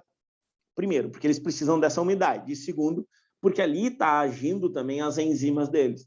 Então, quando a gente tirava, sempre se desmanchava, sei lá, a árvore, alguma coisa. Aí tu tira assim com um canevetezinho, uma faquinha, alguma coisa, uma estrutura assim que tu consiga retirar e trazer ele para laboratório, para estudar ele no laboratório assim por inteiro, tá? E aí eles estão sempre molhados, sempre úmidos. Por quê? Porque é a ação da enzima. Porque eles são grandes decompositores, esse grupo, tá? Sim, fica bem úmido, entende? Fica bem úmido. Porque isso aí, porque lembra, toda enzima ele só vai funcionar na presença de água. Então o local tem que ser úmido. Por isso que também eles utilizam muito locais úmidos para se desenvolver. Alguns, por exemplo, ó, utilizam como é que é? Fezes, né? A gente vê muito assim, ó, quem vai para campo, quem sai para fora, mesmo aí no cassino, né, ou qualquer lugar que tenha um campo, tu vai ver, por exemplo, que muitos fungos se desenvolvem nas fezes de boi. Tá? E aí tu diz, pô, mas aí já estava no intestino do boi? Pode ser que sim, mas pode ser ter sido transportado pelo ar. Tá? E esses fungos são altamente tóxicos. Tá? Então, toda vez que tu vê um fungo em fezes de animais, etc., que cria, né, inclusive o corpo de frutificação, não chega nem perto, não toca, tá? Porque podem gerar né, algum desconforto ou até coisas até mais sérias. Tem alguns até que são neurotóxicos, tá? Então, só para avisar. Bom, aí o papel ecológico, ó, olha aí, ó. Olha a imagem, tá? E olha que a gente nem tinha falado dessa questão, tá vendo? Todas as setas apontam para onde? Olha ali. Apontam para quem? Para os fungos, né? A gente poderia acrescentar aí também as bactérias, tá? Então, a planta é um produtor. Tá vendo por que olha para cá. Tá vendo por que ele era aqui sempre de segunda ordem? Olha aqui, ó. Porque ele nunca pode ser, né, de primeira ordem. Seja lá, ó, aqui, seja aqui, etc. A ave, seria qual ave for, eles não citaram se era gavião, se era águia, o que fosse. Então, ele nunca pode ser de primeira ordem. Ok? Então, aqui, ó, tem aqui, né, uma cadeia onde nós temos um produtor, um consumidor primário, um consumidor secundário, consumidor terciário e um consumidor quaternário. Primário, secundário, terciário, quaternário. Tá certo? Tá? Agora, olha só. Primeira ordem ou primeiro nível trófico, segundo nível trófico, terceiro nível trófico, quarto nível trófico, quinto nível trófico. Tá? E se esse gavião aqui morrer depois de ter comido tudo isso aqui, os decompositores serão sexto nível trófico. Se for aqui, ele será quinto nível trófico. Se for aqui, ele será terceiro nível. Se for aqui, desculpa, quarto nível. Se for aqui, ele seria terceiro nível. E se a planta morrer direto, ele seria o segundo nível trófico. Tá? Então, se aqui, ele também poderia ser segundo aqui, se o gafanhoto morresse direto e assim por diante. Mas isso a gente trabalha melhor, depois a gente conversa com mais calma lá na ecologia, tá? O que eu quero te mostrar aqui é apenas que todos, em algum momento, vão morrer e que todos serão decompostos por fungos e bactérias, tá? Aqui, ó, importâncias ecológicas, né? E aí já também adiantando outra parte aí da ecologia, tá? Que são os links, os líquens, não links, tá? Aonde eles podem ser formados por uma associação mutualística formada por algas e fungos. Fungo vai estar sempre presente. Agora, eles podem formar com algas ou eles podem formar com cianobactérias. É mais comum com algas, tá? Então, essas estruturas aqui, ó, cinza, que tu está vendo aqui, sei lá, acho que é cinza isso, né? Meio azuladinha, sei lá o que é essa cor aqui. Isso aqui são os líquens. Isso aqui não é um ser vivo, tá? Isso aqui é uma associação entre dois seres vivos. Bom, como é que funciona isso? Okay? Isso aqui vai funcionar da seguinte maneira. O fungo, tá? Ele não tem capacidade de produzir o quê? Matéria orgânica. Já as algas produzem matéria orgânica pela fotossíntese. Então, o que vai acontecer? Uma troca, né? Os fungos darão para as algas água, porque eles conseguem absorver aí, né, nesse tronco, e sais minerais, importantes para a realização da fotossíntese. Aí, depois que as algas realizarem, então, essa fotossíntese, eles acabam, então, doando, né, parte dos seus carboidratos, do seu açúcar produzido na fotossíntese, para os fungos. Então, isso aqui a gente chama de mutualismo. Então, se a gente fala que é mutualismo, existe uma relação de dependência, tá? Então, essa alga, neste local, sem o fungo, ela morre. Este fungo, neste local, sem essa alga, ele também morre, tá? Então, de novo, toda vez que falar mutualismo, existe uma dependência, tá? Então, dependência se trata, então, de uma relação ecológica obrigatória, tá bem? Ô, Elton. Fala. Pode repetir? Posso. Tá, peraí, olha. Eu anotei que os fungos não têm capacidade de produzir matéria orgânica, mas as algas sim. Aí ocorre uma troca. Os fungos oferecem e parei nisso. Tá, os fungos oferecem água e sais minerais para as algas.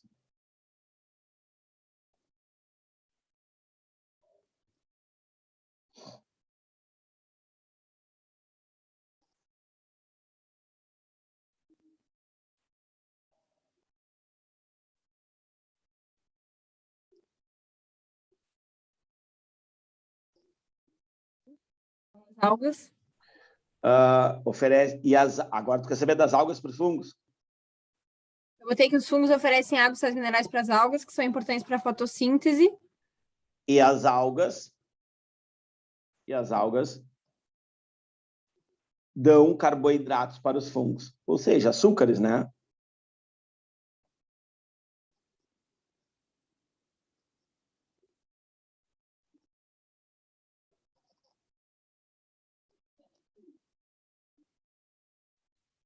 Obrigada. Entendeu? Ô, Elton, agora eu.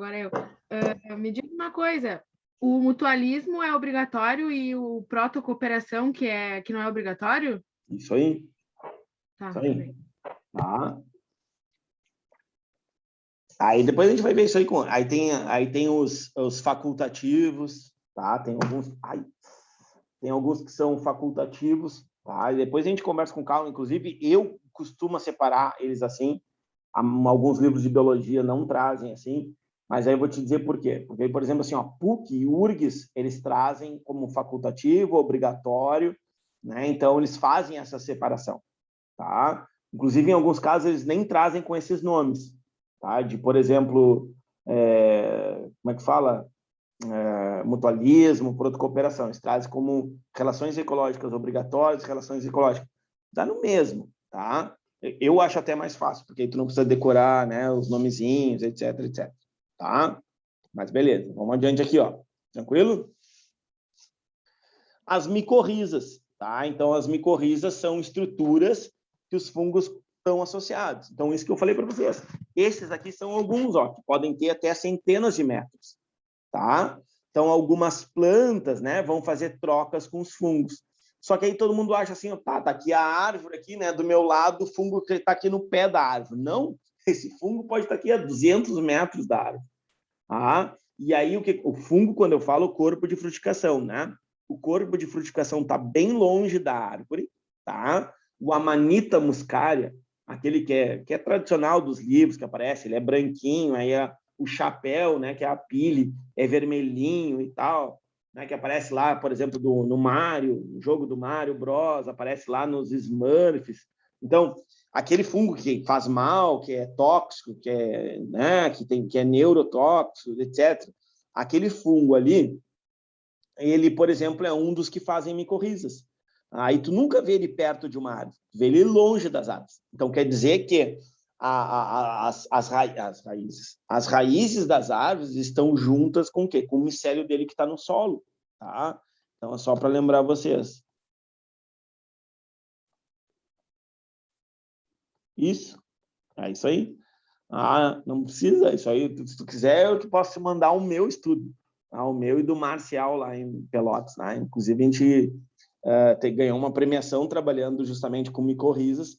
A gente ganhou uma premiação em primeiro lugar de estudantes da área de biologia. Eu te mando depois a foto, ou te mando também o resumo. Eu acho que eu tenho, eu te mando. Só que a gente fez o extrato, né? A gente utilizou a micorriza como extrato para controle de pragas, tá? E aí ganhamos lá. É legal. Amostra acadêmica, tá? Bom, então, ó, a planta fornece energia e carbono, tá? Enquanto os fungos aí absorvem minerais e água no solo, ok? Transferindo para a planta. Então, eles fazem essa troca aí de novo, a mesma coisa, tá? Então, vai receber substâncias complexas e aí vão fazendo essas trocas, tá? As micoses, então, olha aí, ó, tá? Então, nós vamos ter, né, o famoso, tudo é micose. Pode ter uma ou outra doença, mas os médicos tratam, por exemplo, as doenças causadas por fungos, tudo como micose, tá bem? Então, nós temos micose, né, a famosa pé de atleta, aqui o sapinho, né, que é a candidíase, olha só, que é a candidíase, tá? Então, só que a candidíase, ela pode tanto ser na boca, como, por exemplo, nos genitais, tá? É uma doença, na verdade, a Candida albicans é um fungo que está presente na nossa microbiota. Então, a gente, entre aspas, não pega, a gente já tem ela, né? No caso, o fungo, que é uma levedura, tá? Só que o que acontece, tá? O que acontece que, lembram? Todos os fungos são oportunistas.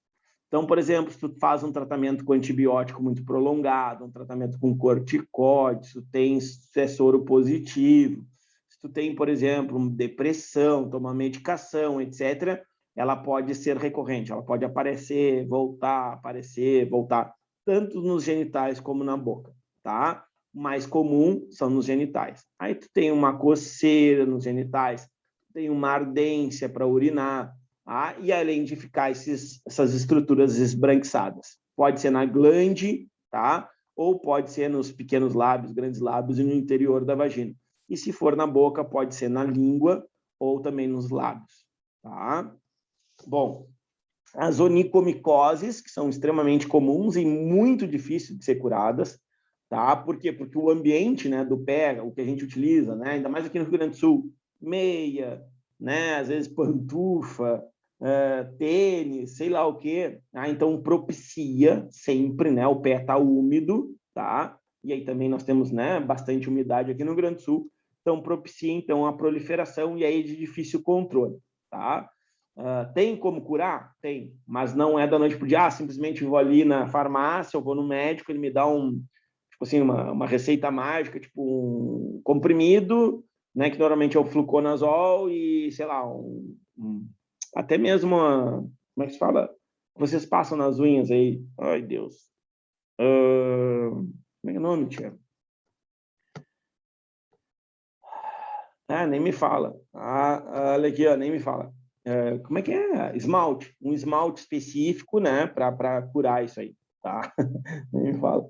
Ok? E alguns também, manchas de pele, né, que aí pode ser por N fatores. Pode ser contato direto, pode ser contato com alguma substância, em algum local, mas, de novo, eles são oportunistas, tá?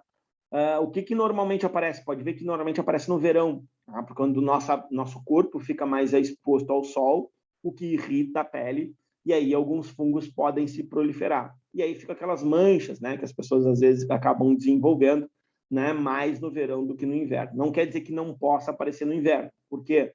Porque também no inverno, como as mudanças climáticas são constantes, né, tá de repente 30 graus, nem está prometendo para fazer amanhã, e aí quando vem um temporal e baixa para -3. Então a gente está suscetível também a essas alterações ambientais que influenciam no nosso aspecto fisiológico. E se baixa, né, como a gente costuma dizer, né, entre aspas, se baixa a nossa imunidade, né, esses fungos podem se proliferar de uma hora para outra, tá?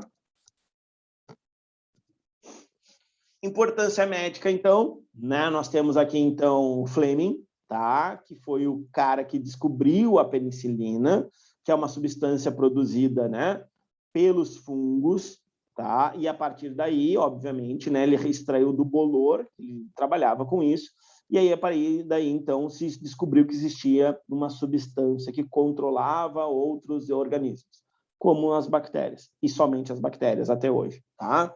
Então os antibióticos servem, né, para inibir o crescimento ou desenvolvimento de determinadas bactérias.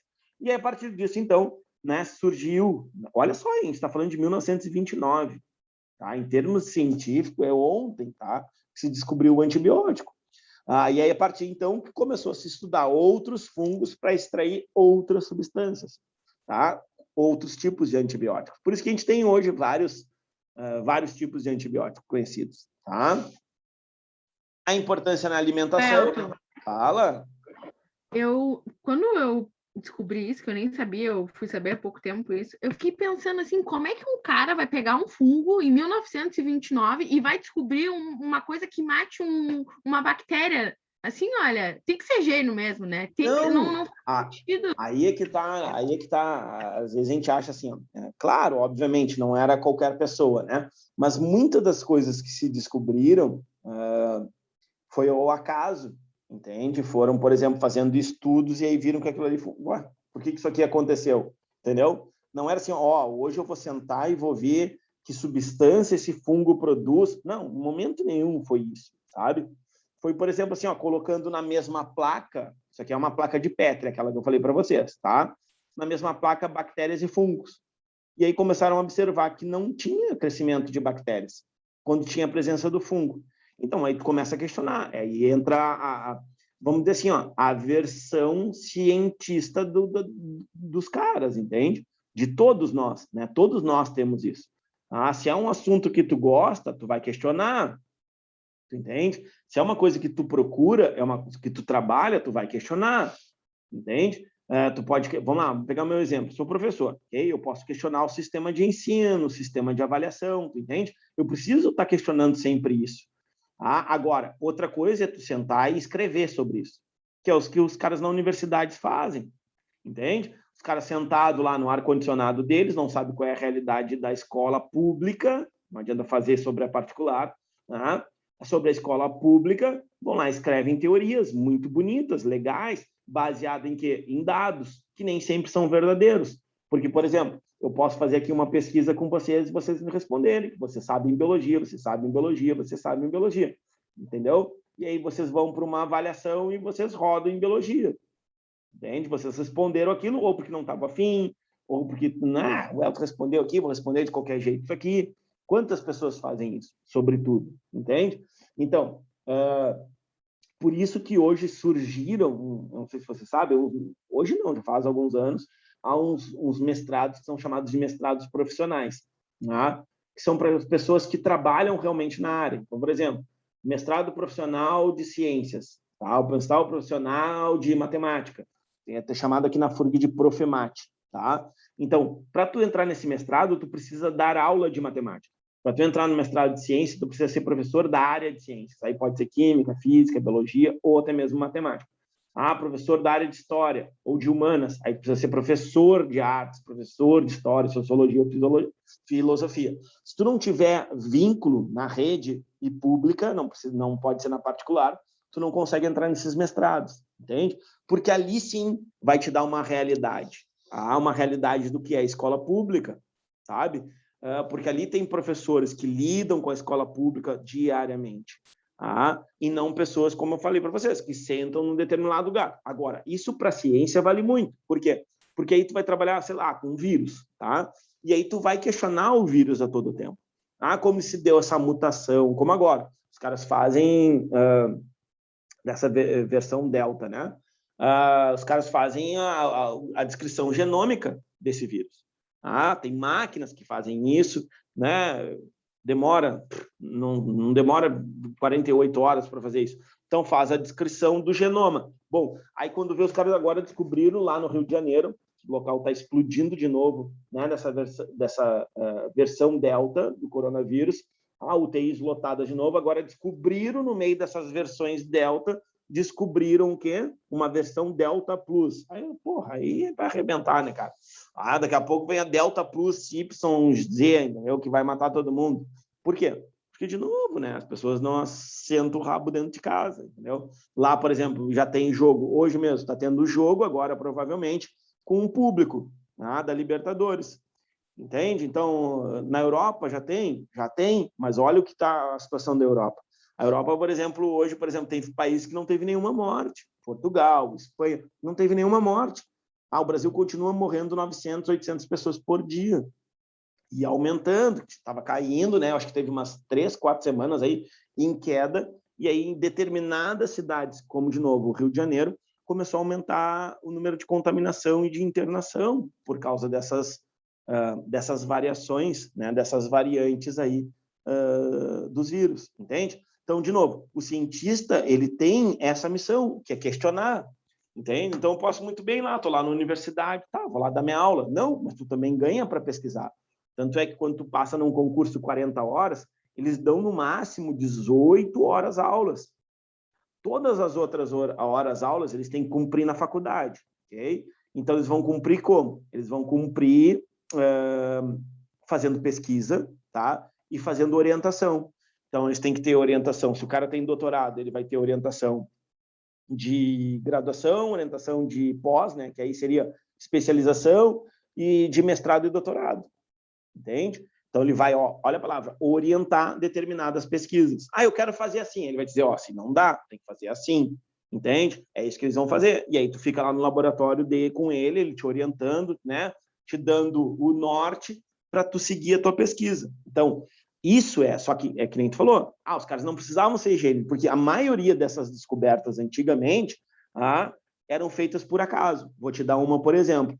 O Fleming, ele foi o cara que descreveu a mitose. Sabia disso? Além de... Olha o que a gente está falando de fungo, e ele descreveu a mitose. Então, aquela prófase, metáfase, anáfase, telófase, o que acontecia em cada fase dele, quem fez foi o Fleming. Tu vê, é uma área que, teoricamente, embora seja né, área de citologia e tal, não são coisas afins, entende? Porque se eu trabalho só com fungo, eu vou trabalhar só com fungo, eu até posso fazer uma descrição do que acontece e tal, mas eu vou trabalhar com fungo, ponto. Agora, ele foi para uma outra área, que era da citologia, embora trabalhasse com microbiologia.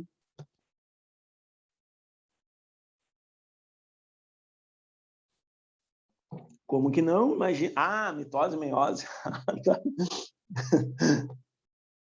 É que nem todo mundo fala assim, para que serve a mitose e meiose? Assim, só para cair vestibular e Enem. Não, na verdade tem importância, vocês sabem, né? Que é a multiplicação de células, né? Não vamos falar que eu falei isso aí, embora fique gravado isso aí. Então, mas, é justamente isso, tá? Então, ele não era nenhum gênio, tá?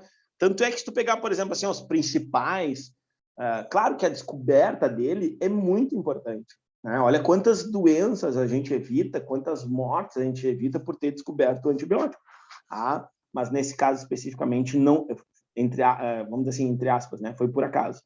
Tá? E a partir que ele viu que, por exemplo, esse aqui, inclusive, essa placa aqui tem fungos, que essa é a placa característica dele, tá?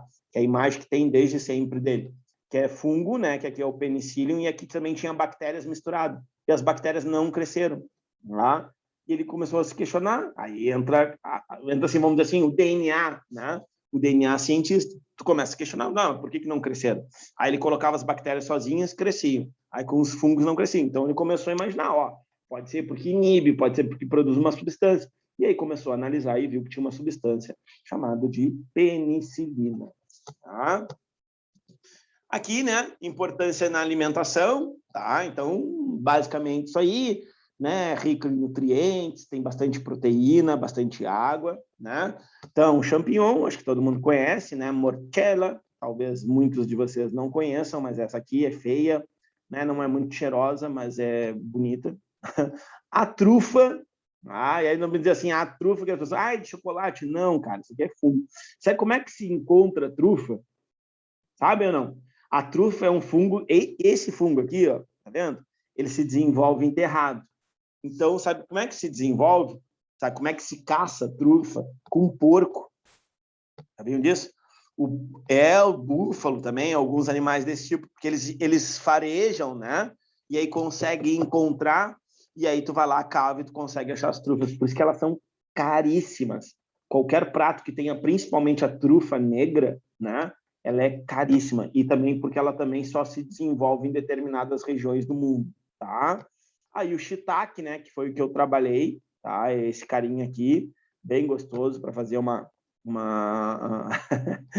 tu vai desembolsar mais ou menos uns 300 mil reais por um pedacinho talvez menor que esse aqui, que é mais ou menos o que vale. Se eu não me engano, é 7 mil dólares o quilo. 7 aí faz 6, 16, 36, vai dar uns 40 mil reais um quilo, mais ou menos. Pode ser um pozinho. Tá? Então, o shiitake, que aí é bem utilizado, principalmente na cozinha oriental, né? Bom, outras importâncias, né, que nós temos aí, tá? Então, importâncias aí, os alucinógenos. Tem aqui, nem me lembrava que tinha, ó. Os fungos que se desenvolvem em fezes, em esterco, tá? São alucinógenos e podem causar a morte, inclusive de animais, tá? Se tu tem um cachorrinho, não deixa ele brincar com esses fungos, não deixa ele chegar perto. Tá? Olha como é que eles são, ó. Se tu enxergar isso aí, mesmo que não esteja no esterco, às vezes estão na beira de valeta, sabe? Os valetão aí. Então, eles estão na beira de valeta. Por quê? Porque tem uma grande quantidade de fezes, né? Então, isso também pode se desenvolver. Então, não deixa nenhum animal chegar perto, gato, né? O cachorro, etc., que pode causar. Tem efeitos alucinógenos. Outras ainda, ó, podem causar doenças em plantas, né? O Clabsips, esse aqui, né? Produz a ergotamina, né? E a ergotamina é a base fundamental, olha só, do LSD, do ácido lisérgico, tá? Então, também chamado, ó, de esporão do trigo. Então, as pessoas que participavam da colheita do trigo, né? As pessoas ficavam muito loucas e tal. E aí começaram a pesquisar por quê, né? Porque as pessoas inalavam isso aí, caía na corrente sanguínea, e aí o cara ficava viajando. E aí foram ver, né? Os espertinhos lá começaram a isolar para produzir o LSD, tá? Então, isso aí tudo quimicamente é feito, ok? Fechou?